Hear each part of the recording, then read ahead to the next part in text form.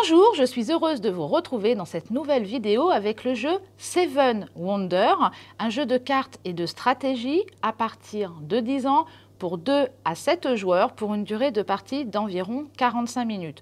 Sur la boîte, vous verrez qu'il y a marqué 30 minutes, mais les parties peuvent être un petit peu plus longues. Dans Seven Wonders, vous êtes à la tête d'une cité antique et vous devez la faire prospérer pour tenter de remporter la victoire.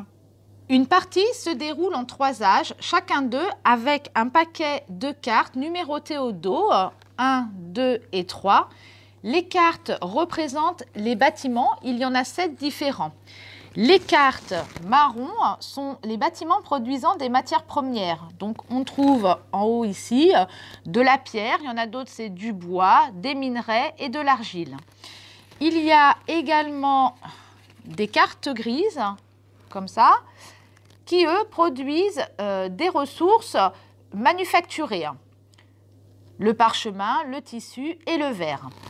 Les cartes bleues sont les bâtiments civils qui rapportent des points de victoire que l'on voit ici inscrits en haut de la carte.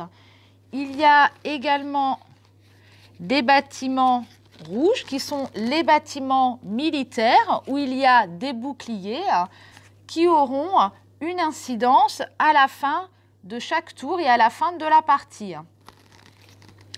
On a également des cartes jaunes. Les cartes jaunes sont les bâtiments commerciaux qui peuvent rapporter des pièces ou produire des ressources, ou encore modifier le commerce avec ses voisins. C'est ce que l'on voit ici.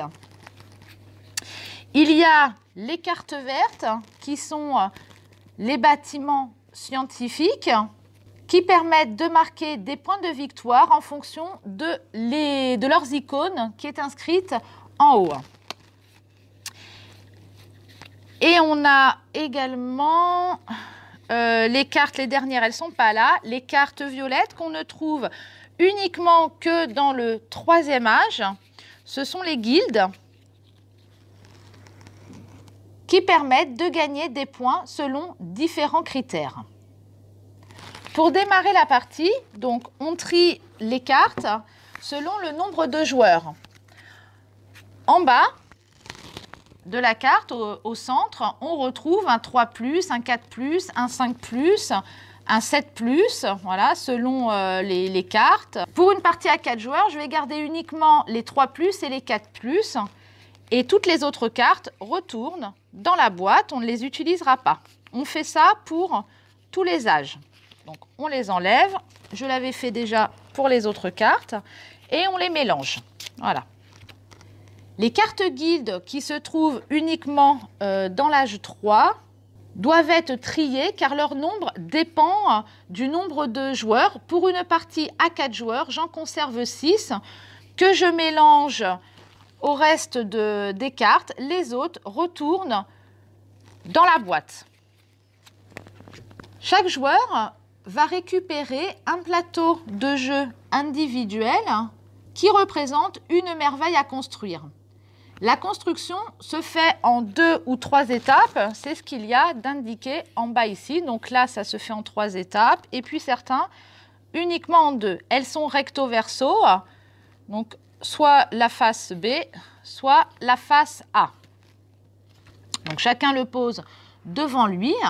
Puis chaque joueur prend 3 pièces de 1 dans la réserve qu'il place sur son plateau de jeu. On démarre avec l'âge 1. Pour l'instant, on va pouvoir mettre l'âge 2 et l'âge 3 de côté. Et on va distribuer les cartes à tous les joueurs. Et à la fin, en fait, il y en a 7 par personne. Chacun va regarder ses cartes et choisir une carte à jouer.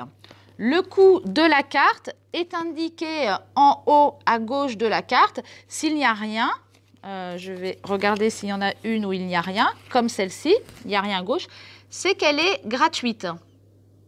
Au centre, c'est ce qu'elle rapporte. Donc ici, par exemple, ça produit cette carte, donc qui est la fosse argileuse, produit soit de l'argile ou alors des minerais. Celle-ci donne des points de victoire.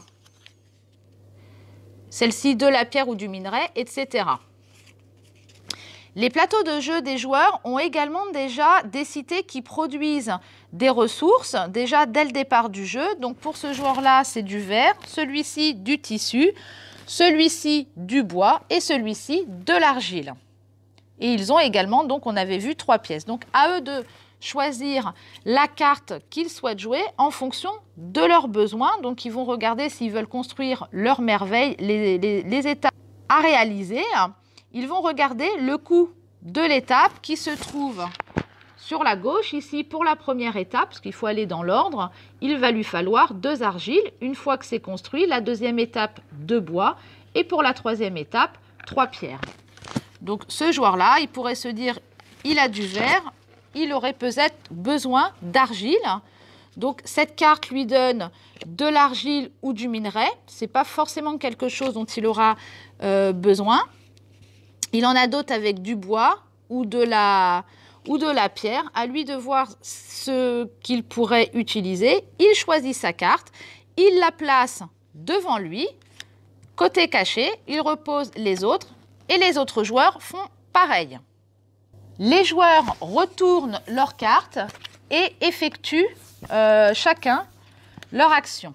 Donc ce joueur-là a choisi de prendre cette production-là de briques ou de minerais, c'est soit l'un soit l'autre parce qu'il y a un petit trait entre les deux qui va lui coûter une pièce. Il prend une pièce, il la met dans sa réserve et il la pose à cet endroit sous son plateau. Donc désormais, sa cité produit du verre, de la brique ou du minerai, l'un ou l'autre. Celui-ci, il a pris un bâtiment commercial qui ne coûte rien, qui lui rapporte une pièce, qu'il met dans sa réserve et lui permettra de commercer avec ses voisins, donc pour acheter verre, tissu ou parchemin avec son voisin de droite et son voisin de gauche pour une pièce au lieu de 2, parce qu'il est possible quand on a besoin d'acheter un produit à son voisin de droite ou de gauche qui coûte 2 pièces. Grâce à ça, ça lui permettra de ne dépenser qu'une seule pièce et il la pose au-dessus comme ça de son plateau. Celui-ci a pris un bâtiment civil qui lui rapportera 3 points de victoire qui seront comptés à la fin de la partie et ça ne coûte rien. Il la pose devant son plateau.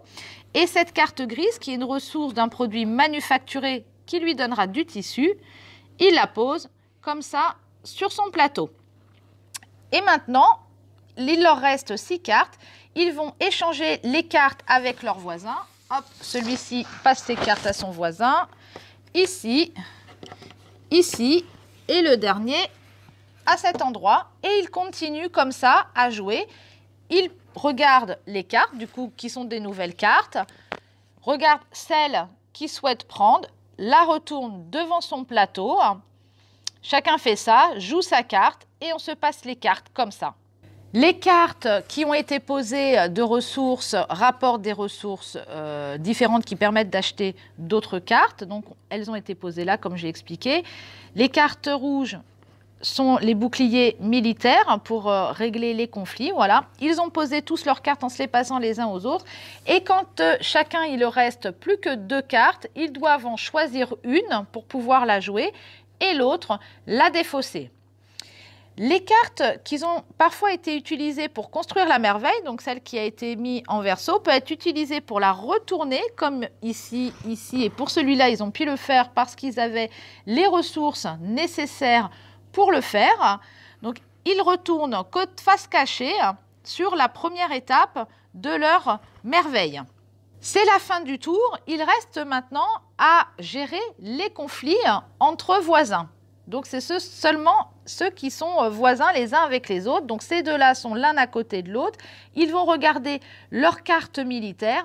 Celui-ci a un bouclier, celui-ci n'en a aucun. Il peut y en avoir des fois également sur les constructions des merveilles. Donc, celui-ci va prendre un jeton de conflit et celui d'à côté va prendre un -1. Et on va faire pareil, il va faire la même chose avec son voisin de l'autre côté, qui n'a pas non plus de bouclier, qui prend un -1 et celui-ci va prendre un 1. Ça va compter à la fin de la partie. On passe maintenant à l'âge 2 et on procède de la même façon. On distribue les cartes, on les pose, on construit sa cité, on essaye de construire sa merveille. Et à la fin, on va compter tous les points de victoire. On va compter les jetons de victoire ou de défaite avec les jetons conflits qui sont posés donc sur notre plateau de jeu. Les pièces qu'il reste sur son plateau de jeu vont également rapporter des points de victoire à la fin. Les points de victoire inscrits sur sa merveille. Donc par exemple ici 3 points de victoire, donc qu'il faudra mettre sur sa fiche. Le total des points de ces bâtiments, donc les civils en bleu, donc qui rapportent des points de victoire qui sont inscrits sur les cartes. Les bâtiments scientifiques verts, les bâtiments commerciaux jaunes et les guildes qu'on n'a pas vu là, qui sont donc dans le 3e âge. Avec Seven Wonders, vous allez vraiment passer un très bon moment, très agréable et bien rigoler, parce que les cartes que vous allez choisir, dont vous avez besoin pour construire votre merveille, etc., et récupérer des points de victoire, vous allez aussi en choisir pour embêter vos voisins. Vous allez regarder à côté ce dont il a besoin et les utiliser pour construire votre merveille, pour pas qu'il la récupère, ou bien même la défausser pour récupérer 3 pièces. C'est un jeu qui est le plus primé dans le monde et il le mérite vraiment. Je vous dis à très bientôt avec un nouveau jeu.